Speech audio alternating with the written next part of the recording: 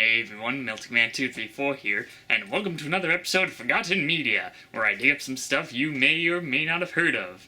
And this is another episode dedicated to Crash Bandicoot's 20th anniversary. Man, I remember back in the days when PlayStation controllers didn't have them analog sticks. We had to use the D-pads to move the characters around the levels and things. Man, I feel so old. Well, you might be surprised that back in the golden days of Crash Bandicoot, he was somewhat popular over in Japan.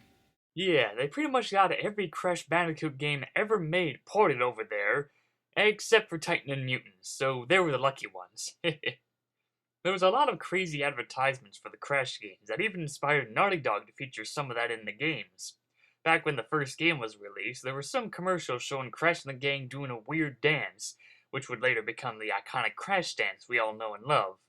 They also had this weird character popping up here and there who looked like Crash, but had big teeth and bushy eyebrows.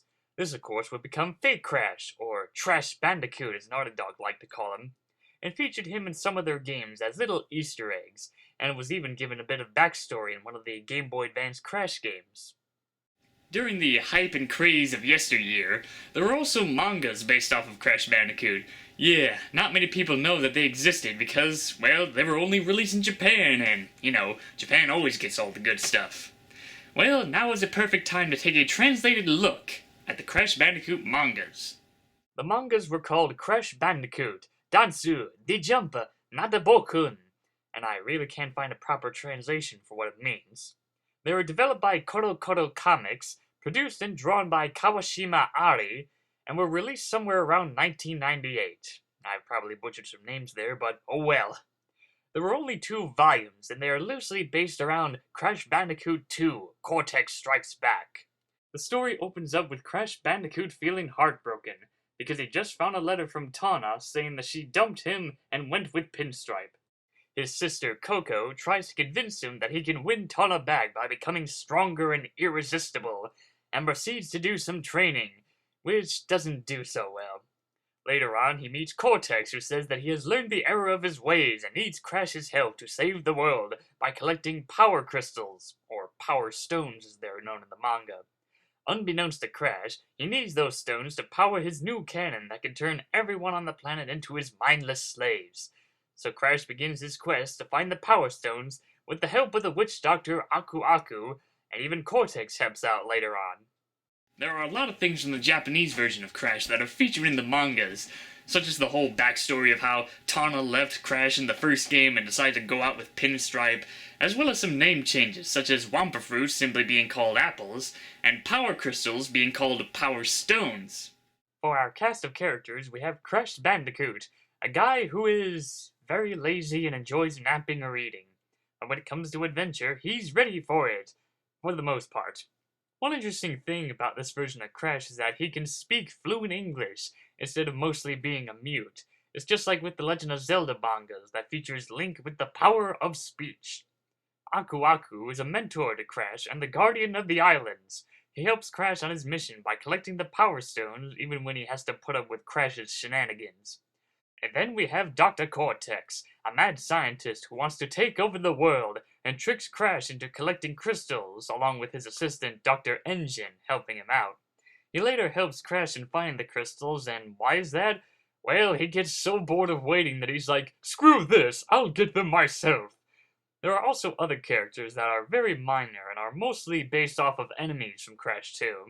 That, and we have Ripper Roo and the Komodo brothers, who have no affiliations with Dr. Cortex or Embryo, and have very different roles in the mangas.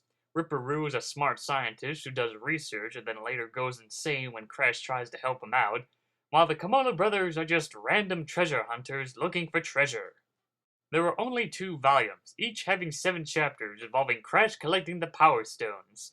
The first volume introduces our cast of characters and featuring Crash on his adventures, such as helping a spiked turtle reform with his dad, who has become obsessed with one of the Power Stones, and 1 chapter involving Crash helping Polar while Cortex tries to get the Power Stone from him.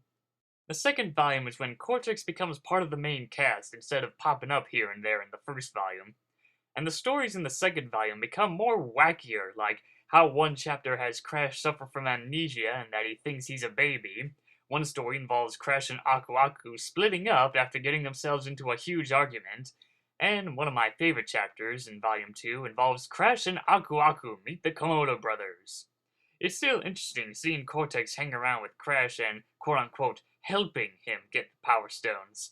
So in other words, these mangas predate what would happen in Crash Twinsanity.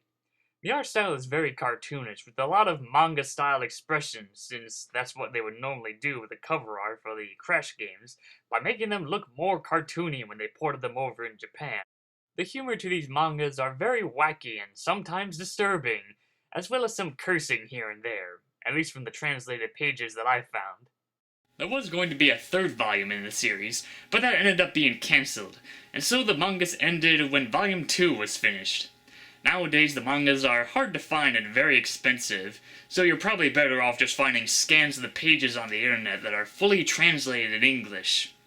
Hardcore Crash Bandicoot fans will find some enjoyment with these mangas, although I'm not sure if I'd recommend this to a casual Crash Bandicoot fan. So there you have it. The Crash Bandicoot mangas were interesting. The story is a bit different from the game, and the goal for collecting Power Stones tends to drag on, and by the end of it all, they've only managed to get 4 Power Stones. The characters and humors are very crazy, not in the same style as Titans and Mutants, but more like Twinsanity cranked up to the next level. So if you're into that kind of crazy mangas, or just want to see Crash in some wacky stuff, then yeah, there's some enjoyment in these mangas. Well, that wraps up this episode of Forgotten Media. So this is Melting Man 234 signing out.